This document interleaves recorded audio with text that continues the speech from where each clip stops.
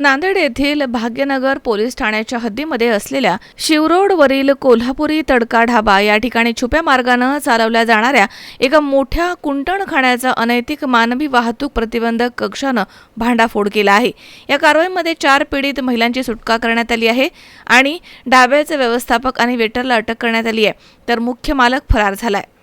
Police अधीक्षक doctor निलाभ Rohan यांच्या मार्गदर्शनाखाली अनैतिक मानवी वाहतूक प्रतिबंधक कक्षाने 15 जुलै रोजी ही धडक कारवाई केली आहे। यावेळी पोलिसांना शिवरोडवरील कोल्हापुरी तडका ढाबा इथे बाहेरच्या राज्यामधील महिलांना आणून त्यांना पैशांचा आमिष दाखवून आणि बळजबरीने वेश्या व्यवसाय करून घेतला जात आहे अशी माहिती मिळाली। त्यानुसार खात्री करून घेण्यासाठी पोलिसांनी शासकीय पंचांच्या समक्ष एक सामाजिक कार्यकर्त्याला बोगस गिराईक बनवून ढाब्यावरती पाठवलं।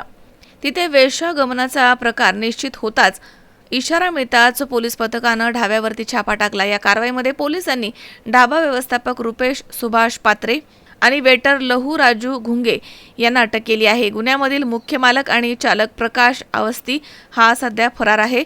पोलीस त्याचा शोध घेत आहेत। कारवाईच्या दरम्यान पोलिसांनी कुंटणखाण्यामधून 4 पीडित महिलांची सुरक्षितपणे सुटका केली आहे, ज्या महिला नांदेड आणि आसाम येथील रहिवासी आहेत।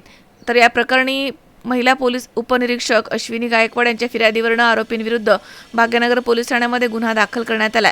ही यशस्वी कारवाई उपविभागीय पोलीस अधिकारी माणिक बेंद्रे तसेच स्थानिक गुन्हे शाखेचे पोलीस निरीक्षक अतुल भोसले, पोलीस उपनिरीक्षक अश्विनी गायकवाड, पोलीस उपनिरीक्षक Mahesh Kore, police head constable Ritesh Kulthe तसेच मिलिंद नरबाग आणि अनैतिक मानवी वाहतूक प्रतिबंधक कक्षाच्या पथकाने केली आहे। मजहर शेख, C24 तास, नांदेड।